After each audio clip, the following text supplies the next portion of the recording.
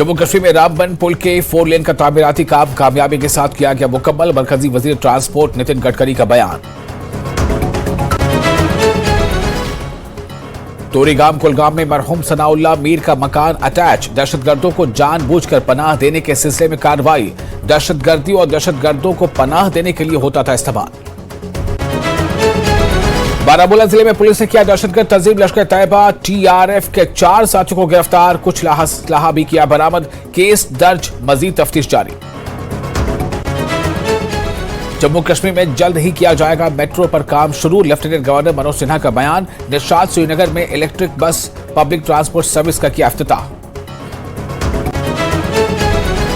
Target killings का रुझान इंतहाई परेशान कुन। नेशनल कॉन्फ्रेंस के नायब सदर उमर अब्दुल्ला का बयान। कहा, हालात मामूल पर होने के दावे न करे हुकूमत। पीपल्स डेमोक्रेटिक पार्टी के तर्जुमान ने अपोजिशन लीडरों पर मुबैना निगरानी को करार दिया परेशान कुन। वादी में हालात बेहतर होने के दावों पर उठाए सवाल। टारगेट किलिंग्स की मजम्मत। यूटी में इंतखाबात न लड़ने के उमर अब्दुल्ला के बयान पर रविंद्र रैना का सख्त रद्द-ए-अमल। कहा, वजीर आला रह चुके उमर के लिए मौजू नहीं है ऐसा बयान। जम्मू कश्मीर के अफसरान कई जगहों पर कलीदी ओहदों पर फायज। मजहब के नाम पर कोई भी जमात नहीं बना सकती हुकूमत। डेमोक्रेटिक प्रोग्रेसिव आजाद पार्टी के चेयरमैन गुलाम नबी आजाद का बयान। कहा, आज भी अपने पांव पर नहीं खड़ी हो सकती है कांग्रेस। वज़ीर आज़म नरेंद्र मोदी ने की एशियन पैरा गेम्स के हिंदुस्तानी दस्ते के साथ मुलाकात। किश्तवाड़ जिले की 16 साला शीतल देवी भी थी शामिल। शीतल ने 3 मेडल किए हासिल।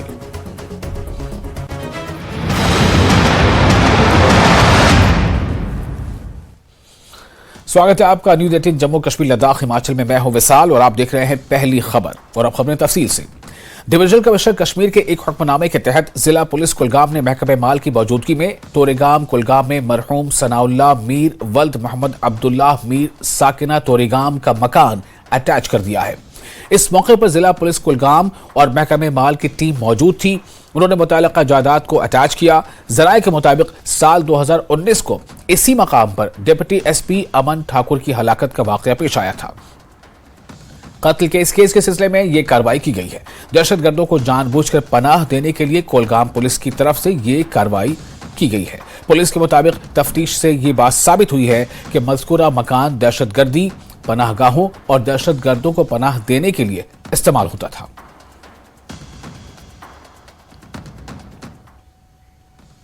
जम्मू कश्मीर नेशनल कॉन्फ्रेंस के नायब सदर उमर अब्दुल्ला ने कश्मीर में टारगेट किलिंग्स पर अपना रद्द-ए-अमल जाहिर किया है। उमर अब्दुल्ला कहते हैं कि मैं परेशान हूं। टारगेट किलिंग का ये रुझान इंतहाई परेशान कुन है। उमर अब्दुल्ला कहते हैं कि हम इन हमलों की मजम्मत करते हैं, लेकिन हुकूमत से एक ही गुजारिश है कि वो ये क्यों दावा कर रहे हैं कि हालात मामूल पर हैं। उमर ने कहा कि हम सब जानते हैं कि वादी में हालात ठीक नहीं है। हुकूमत अवाम को गुमराह कर रही है। काश ये टारगेटेड अटैक्स रुक जाते हैं, लेकिन इन टारगेटेड अटैक्स का एक तो हमें बेहद अफसोस है, मजम्मत भी करते हैं। साथ साथ हुकूमत से गुजारिश है कि कम से कम सच बोलें।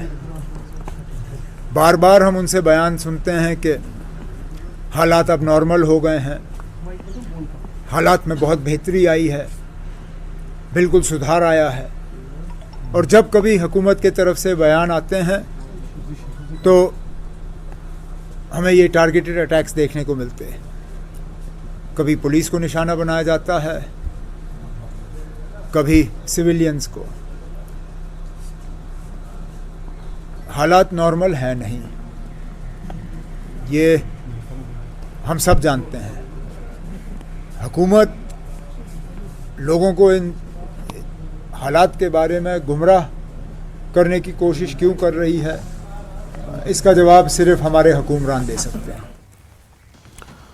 और बीजेपी जम्मू कश्मीर के सदर रविंद्र रैना ने उमर अब्दुल्ला के बयान पर सख्त रद्द-ए-अमल जाहिर किया है। उमर अब्दुल्ला ने कहा था कि वो यूटी में असेंबली इंतखाबात नहीं लड़ेंगे। रैना ने कहा कि ये फैसला उमर अब्दुल्ला के लिए मौजूद नहीं है क्योंकि वो एक सियासतदान हैं और वजीर आला रह चुके हैं।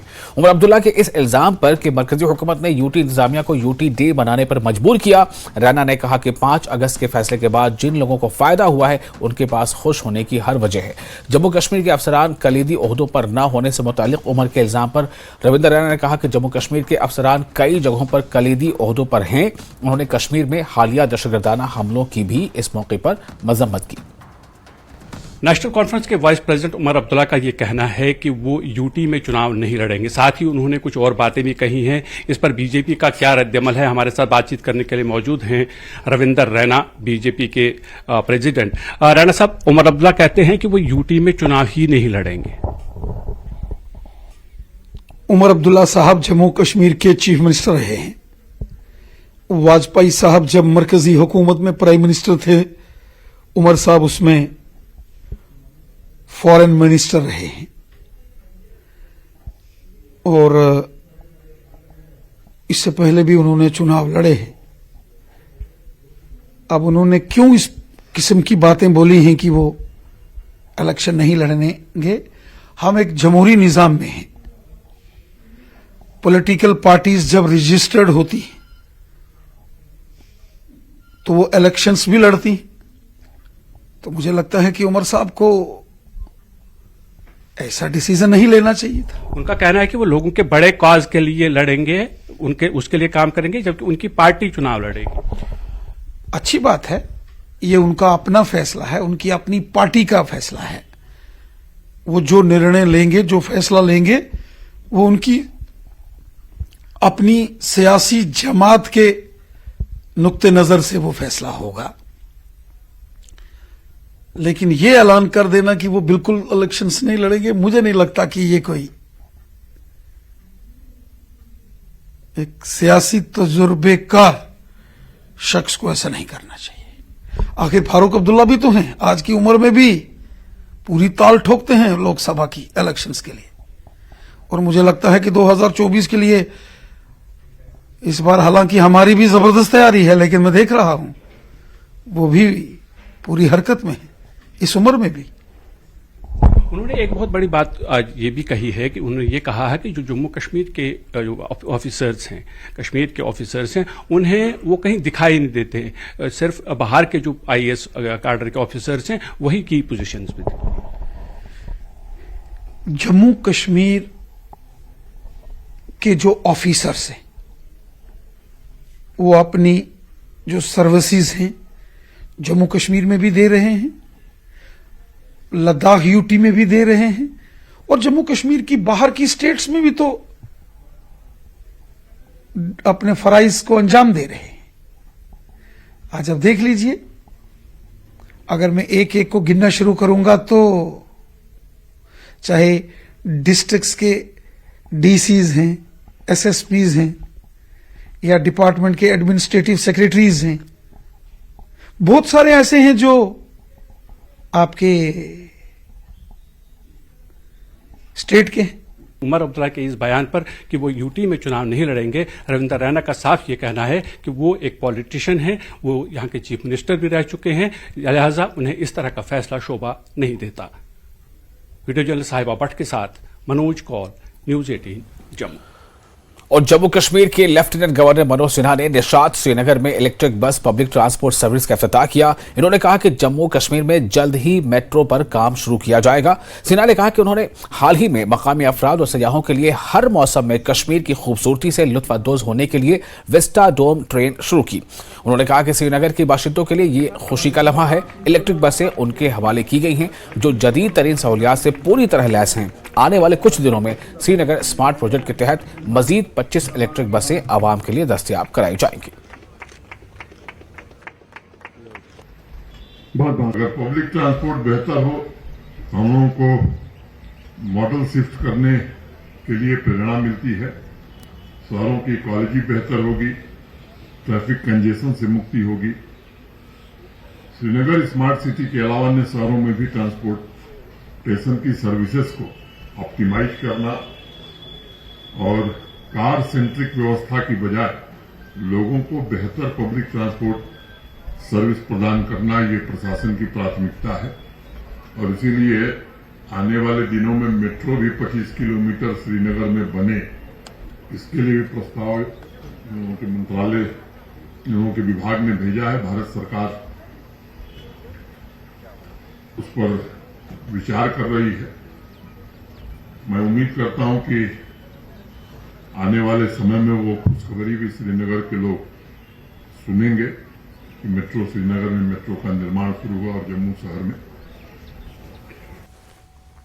किश्तवाड़ पुलिस ने एक बदनामे जमाना मंशियात फरोश आसिफ इकबाल साकिना हडियाल किश्तवाड़ के खिलाफ prevention of illicit traffic in narcotic drugs and psychotropic substances act के तहत मुकदमा दर्ज करके इसे डिस्ट्रिक्ट जेल किश्तवाड़ में हिरासत में ले लिया। मंशियात फरोशी और मुजरिमाना सरगर्मियों में मुसलसल मुलविस होने की वजह से और नौजवान नस्ल को मंशियात की लत में पड़ने से बचाने के लिए इस कार्रवाई को जरूरी समझा गया।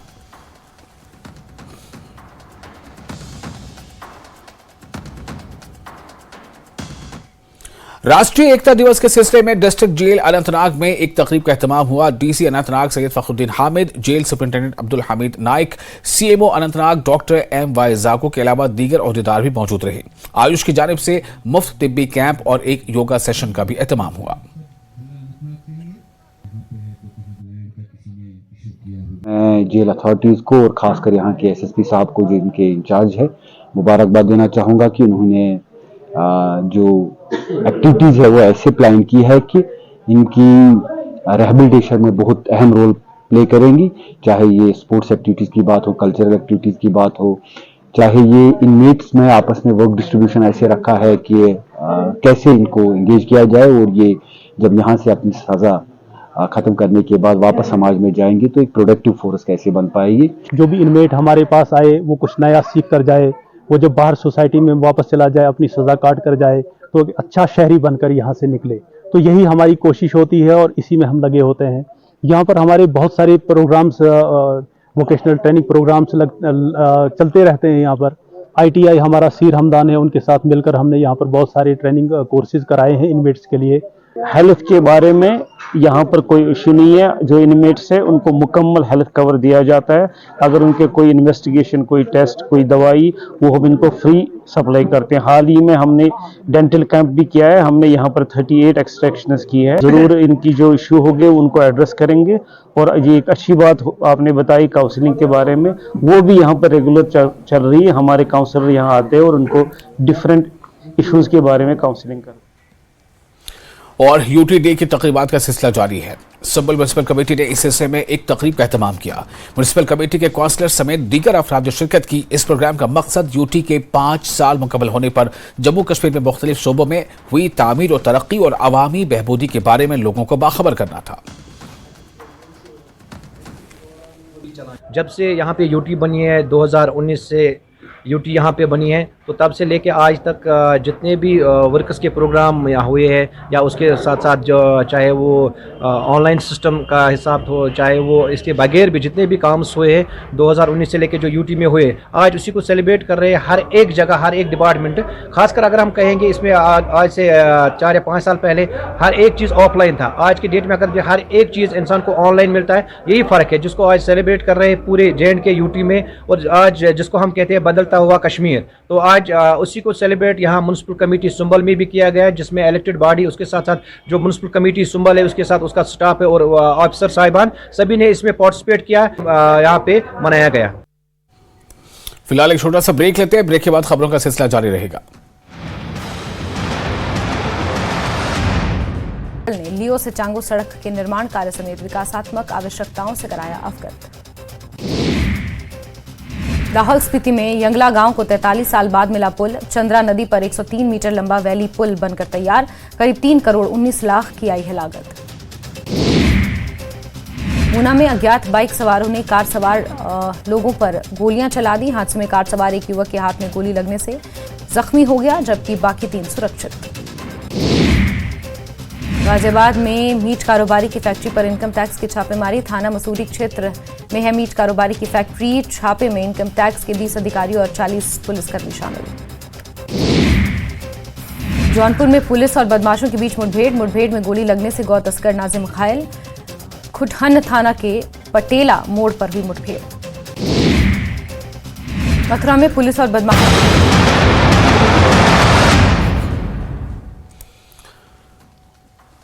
ब्रेक के बाद में फिर आपका स्वागत है न्यूज 18 JKLH पर। आप देख रहे हैं पहली खबर। किश्तवाड़ पुलिस ने SSP किश्तवाड़ खलील पोसवाल की निगरानी में डिस्ट्रिक्ट पुलिस लाइंस किश्तवाड़ में खून के अतिया कैंप का इनेकाद किया। किश्तवाड़ पुलिस CRPF के अफसरान और एहलकारों ने खून का अतिया दिया। कैंप के दौरान मुख्तलिफ ब्लड ग्रुप्स की नुमाइंदगी करने वाले कुल 16 यूनिट खून अतिया किया गया। SSP किश्तवाड़ खलील पोसवाल ने तमाम शुरका और अतिया दहंदगान का शुक्रिया अदा किया। ब्लड डोनेशन के लिए तैयार हैं और ब्लड डोनेट कर रहे हैं, सो दैट एक besides sending a message that we stand for society, एक ये मैसेज भी जाए कि ब्लड देना चाहिए और ब्लड देने से कभी किसी की सेहत खराब नहीं होती बल्कि तंदुरुस्त होता है हर इंडिविजुअल। जो RBCs हैं इनका नॉर्मल एज 120 डेज होती है, तो उसके बाद वैसे भी उसकी अपनी एक्सपायरी डेट है, तो इसलिए ब्लड डोनेट करते रहेंगे। 4 महीने के बाद उससे किसी न किसी को ज़रूरत जब हॉस्पिटल में पड़ती है, मजबूर इंसान को, उसकी हेल्प की हो जाती है। सो ह्यूमैनिटी को ऊपर रखते हुए हमारे ऑफिसर्स, हमारे जवान्स कंट्रीब्यूट कर रहे हैं, ब्लड डोनेट कर रहे हैं। ये भी रिक्वेस्ट करता हूँ जनरल पब्लिक से कि हॉस्पिटल में जाके हमेशा पेशेंट्स को, नीडी पर्सन्स को ब्लड डोनेट करके एक सबसे बड़ी पुण्य का काम करें। और फौज की तरफ से खैर से गाली के तहत आवाम को राहत पहुंचाने का सिलसिला जारी है। हिंदुस्तानी फौज की तरफ से जिला रामबन के दूर उफ्तादा इलाका उकड़ाल सीनाबत्ती में एक मेडिकल कम वेटनरी कैंप का इनेकाद किया गया। इससे सैकड़ों लोग और माल मवेशी मुस्तफीद हुए। इस कैंप के लिए फौज को महकमे सेहत और महकमे एनिमल हस्बेंड्री का ताउन हासिल था। इस कैंप के लिए फौज की 12 राष्ट्रीय राइफल्स की बानिहाल हेडक्वार्टर से आर्मी मेडिकल ऑफिसर और प्राइमरी हेल्थ सेंटर उकड़ाल और महकमे से डॉक्टरों की टीमों की खिदमत हासिल थी। लोगों ने फौज का शुक्रिया अदा किया। भी है और लोगों को फ्री ऑफ कास्ट दवाई भी मिलती है। यहाँ पे बड़े लेडीज डॉक्टर भी आए हैं। हमारे BMO साहब उखड़ाल की सारी टीम यहाँ पे आई है चेकअप करके। जो दवाई यहाँ पे मिलेगी उनकी हर वक्त हर दवाई अवेलेबल हमने देखी यहाँ पे, और उन्होंने पहले ही ऐलान करके रखा था। इन कोऑर्डिनेशन विद जो हमारे RR है उनके साथ हमारा मेडिकल कैंप ऑर्गेनाइज हो रहा है। इसमें हम काफ़ी सर्विसेज दे रहे हैं। एक तो हम फ्री मेडिकल चेकअप करवा रहे हैं और फ्री मेडिसिन दे रहे हैं। इसके अलावा बाकी जो हमारे हेल्थ स्कीम्स होती हैं जैसे आबा ID जनरेशन वो भी कर रहे हैं हम, और भी हम जो है अवेयरनेस वगैरह वो भी हमने इसके दी। सर सबसे पहले तो मैं इंडियन आर्मी का शुक्रिया अदा करता हूँ कि बार बार इस किस्म के कैंप ऑर्गेनाइज करती है। आज जो सीनाबत्ती में कैंप ऑर्गेनाइज हुआ है वो जो एक medical as well as veterinary medicine के बारे में है, और आप देख पा रहे हैं किस तरह से लोगों की यहाँ भीड़ उमड़ आई है, क्योंकि यहाँ पर जो है मेडिकल फैसिलिटीज़ बहुत कम है। तो हम शुक्रिया अदा करते हैं इंडियन आर्मी का कि वक्तन फ़वक्तन वैसे इंतज़ाम करते हैं, चाहे किसी भी फील्ड में हो, कोई भी काम हो, सबसे आगे रहती है, और ख़ासकर मेडिकल और इसके फील्ड में जो है। मंशियात के बारे में बेदारी फैलाने के लिए कदल फाउंडेशन ने पुलिस और सिविल सोसाइटी शोपियां के इश्तराक से मंशियात से मुतालिक आगाही रैली निकाली। रैली की क़यादत लोक जनशक्ति पार्टी के कौमी जनरल सेक्रेटरी संजय सराफ ने की। इन्होंने कहा कि लोगों को मंशियात के मुज़िर असरात से आगाह होना चाहिए जो नौजवान नस्ल में तबाही फैला रहे हैं।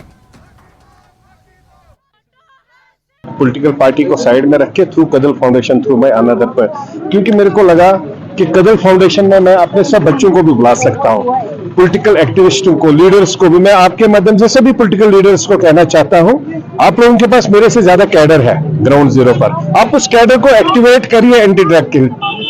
ये हर घर की आवाज है आज।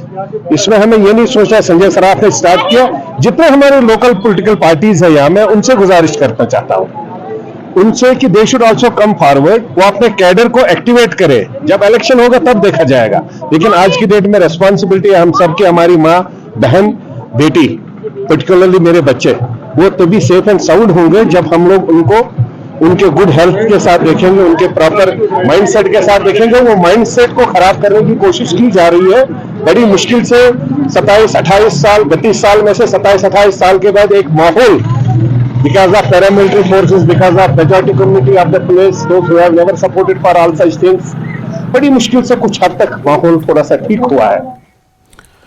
और चेयरपर्सन ब्लॉक डेवलपमेंट काउंसिल नूर मोहम्मद दिलबर की जेर सदारत द्रास सब डिवीजन में तरक्याती सरगर्मियों और पेशरफ से मुतालिक सालाना इजलास मुनक़िद हुआ। जारी कामों की पेशरफ, तालीम की फरोग, सेहत के शोबे और दीगर मसाइल से मुतालिक सालाना इजलास मुनक़िद हुआ। तमाम ब्लॉक अफसरान मौजूद थे। अफसरान ने BDC और BDO के सामने अपने मसाइल रखे। नूर मोहम्मद ने यकीन दिलाया कि वो इस मामले को आला हुक्काम के साथ उठाएंगे।